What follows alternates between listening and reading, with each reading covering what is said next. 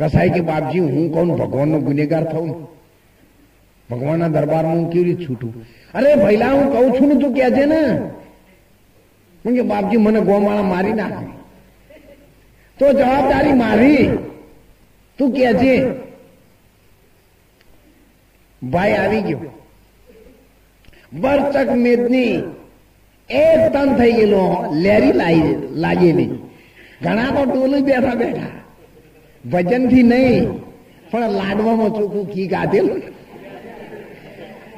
એટલે ઘીના જેલમાં ડોલતા હતા તો કોઈ વળી ઊંઘમાં ડોલતા હતા તો કોઈ જ્ઞાનમાં ડોલતા હતા.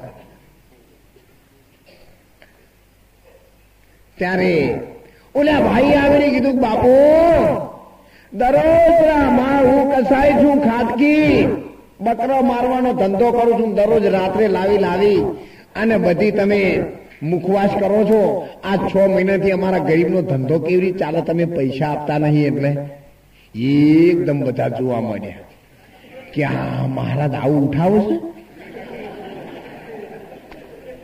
તો પછી આપણે ચોકો હમણાં માર્યા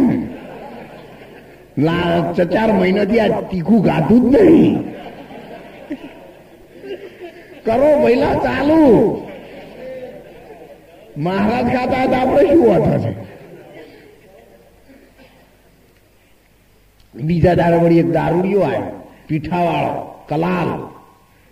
બાપુ 25 નંબરની બાટલીઓ બાપજી, દરરોજ તમારો નોકર આવી અને બબીન ચચાને અડધો ડઝન લઈ જાય છે. અને હું એને પૂછું ભાઈ બાપજી તો એકનું લગીન નાસ્તા જેવું કરતા હશે, કોઈ મહારાજ રોજ આટલી નહીં પીતા હોય તોય પણ કે લઈ જાય છે. અને મહારાજ પૈસા નહીં હાલતા 2 મહિનાથી, તે એ ના હાલ કોઈ નહીં, પણ તમે પીતા હોય એટલાનું તો હાલો.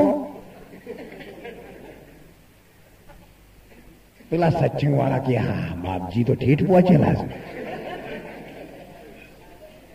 એના તો આમ નાડો નાહી રેલી. ત્રીજી રાત થઈ અને એક બેન આવી અપ ટુ ડેટ કપડા પહેરે, છેક સ્ટેજ ઉપર મહારાજને તિલક કરીને હાર પહેરાવ્યો. બાપુ મને ઓળખી? મહારાજે કહ્યું કે ના, મેં તને અહીંયા આજે જોઈ છે, કોઈ વાર જોઈ હોય તો ખબર નથી. મહારાજ ચમ ખબર નહીં? સત્સંગ વાળા અહીંયા ઘેર જતા રાતના 12-1 વાગે, પણ તમે દરરોજ માર પાસે નહીં આવતા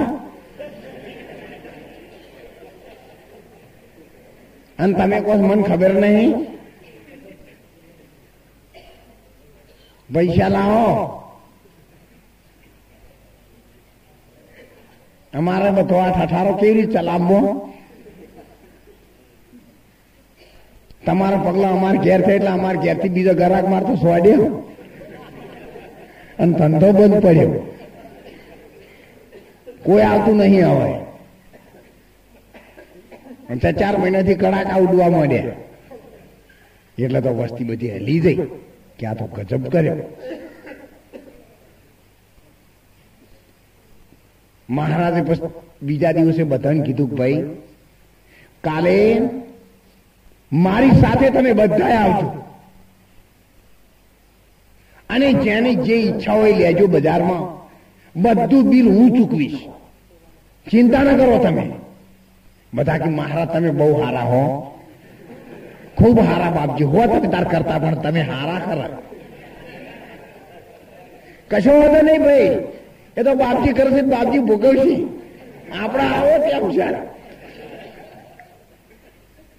પછી તો સારું બોલવા વાળા હોય ને, બાપજી કોઈ બોલે નહીં, એ તો હોવું કરેલું હોવું ભોગવશે અને અમે આવશું, તમે તાર ચિંતા ન કરો, સત્સંગ કરો, અમે વાપરીશું. પણ હવે તૈયાર થઈને આપવા માંડે. મહારાજે બીજા દાડે બધા હોટલો વાળાને, દારૂ વાળાને, કેન્ટીન વાળાને બધાને મહારાજશ્રી કહી દીધું હો કે ભાઈ તમે બધો માલ તૈયાર રાખજો, આખા ગામને પહોંચે એટલો હું લઈને આવીશ. મહારાજ આગળ બરાબર જોડી ઝંડો હાથમાં લીધો, કમર ઉપર કમરપટ્ટો લગાવી, બેલ વગાડી, હાથમાં ખપ્પર લઈ, ચીપ્યો ત્રિશૂળ. બોલે અલાખ નિરંજન ગિરનારી કરીને પરમાત્માનું નામ લઈને જયારે બહાર નીકળ્યા, નગારે ઘાવ થવા લાગ્યા. ગામની અંદર દારૂડિયાની દુકાને જઈને કીધું, ભૈલા डाल दे इसमें, बच्चों सब लोग उठाओ, जितना खर्च लगेगा तमाम हम भर देंगे, हमारे आश्रम की ओर से देना, देंगे सबको, उठाओ जिसको जो इच्छा हो. એટલે તો હડુડુડુ લઈને સીધી વસ્તી દુકાન, બિલ મહારાજ ચૂકવવાના છે ને, ડોલવા માંડ્યા. તારી 40% તો ચોર મોય મોય બેસી ગયા. લોજમાં ગયા, માંસ માટીની લોજમાં, ત્યાં પણ લોકો ડૂબ્યા. વેશ્યા બજારમાં ગયા, ત્યાં પણ લોકો ડૂબ્યા. અને પછી મહારાજ ઉપરથી લોકોનો વિશ્વાસ ઉઠી ગયો. ત્યારે પંચાલના ત્યાં ધમેણ ચાલુ હતી, કોર ચાલુ હતી.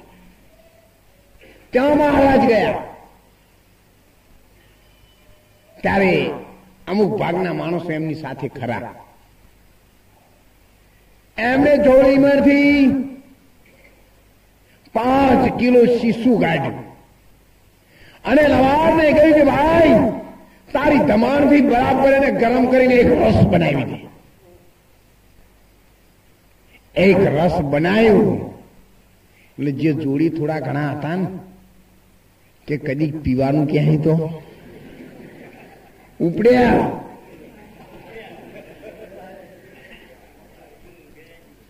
બોલે ડાલ દે બેટા इसमें, નાખ્યું. જય ગિરનારી કરીને પી ગયા મહારાજ. બોલે હાય કોઈ? એક ભાઈ ઉભો કે આ બાપू હું છું बापू. बेटा कोई और नहीं है? नहीं सब लोग चले गए बाबा. कभी किधर? अरे बापजी તમે આ શ્યાહુ ઉકાળવા આવ્યું ને એટલે બધા જતા રહ્યા છે. તમે પાછળ કયો જોયું છે? કોઈ નહીં. તો તું કિસ લીએ ખડા? બોલે બાપુ મને માંસ મદિરા ચોરી ચારી, બાપજી હું તમારા શરણે આવ્યો ને એ દિવસથી મારા અંતરથી મેં કાઢી નાખ્યું બાપજી. એ મારાથી નહીં બને બાપજી.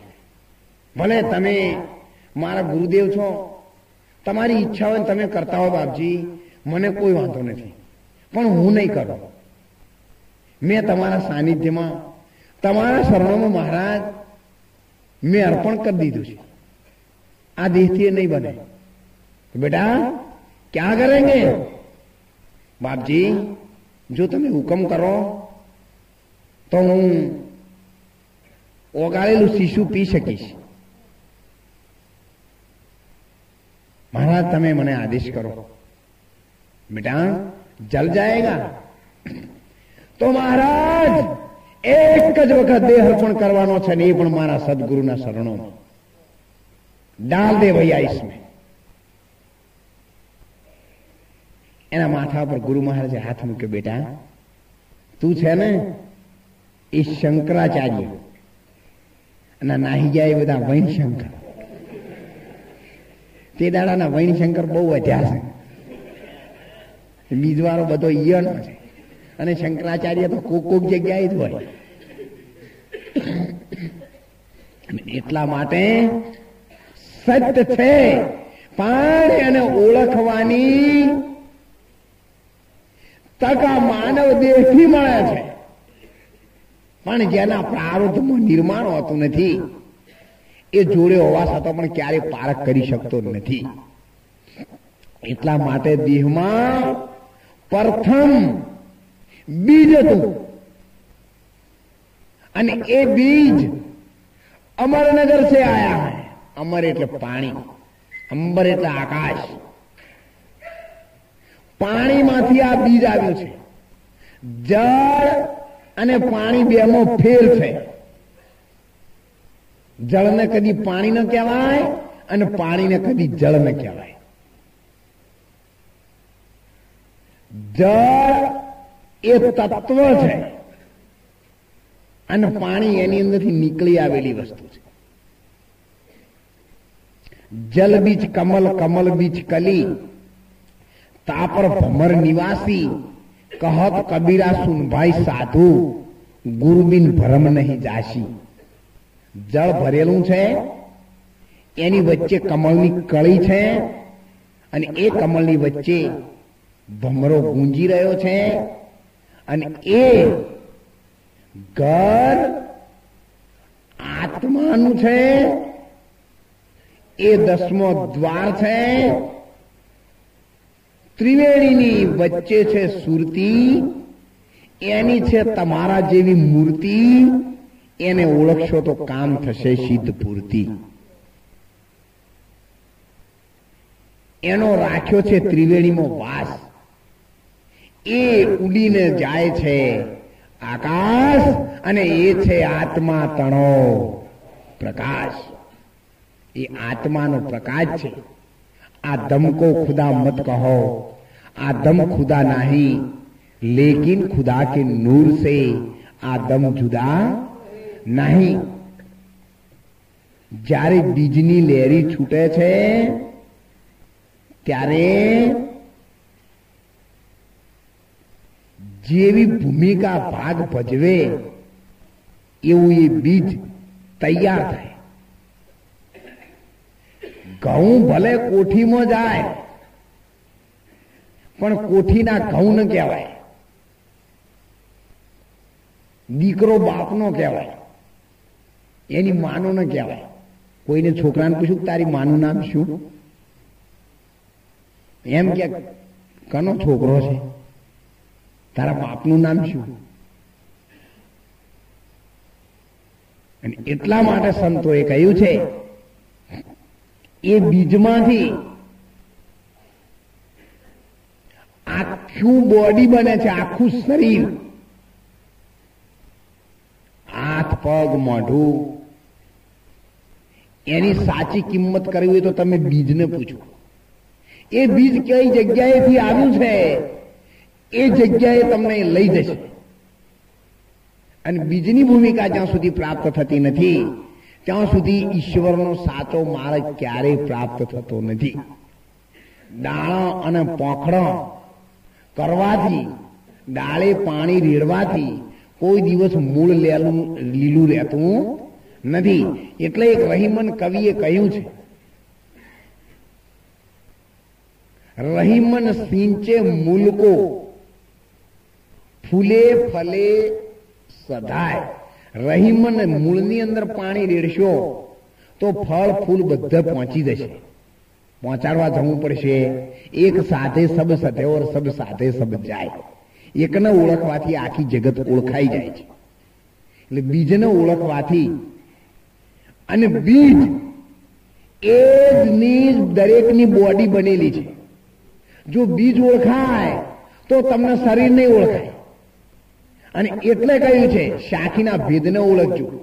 પેલા રામ ઘટોઘટ બોલે, બીજા રામ 10 रहित घर डोले, तीजा राम का सकल पसारा, और चौथा राम सबसे न्यारा. पहला राम घटघट बोले, पवन, ये पहलो राम है. बीजा राम 10 रहित घर डोले, એટલે 10મા દ્વાર ઉપર ડોલી રહ્યો છે. કોણ? પવનને લાવવા વાળો.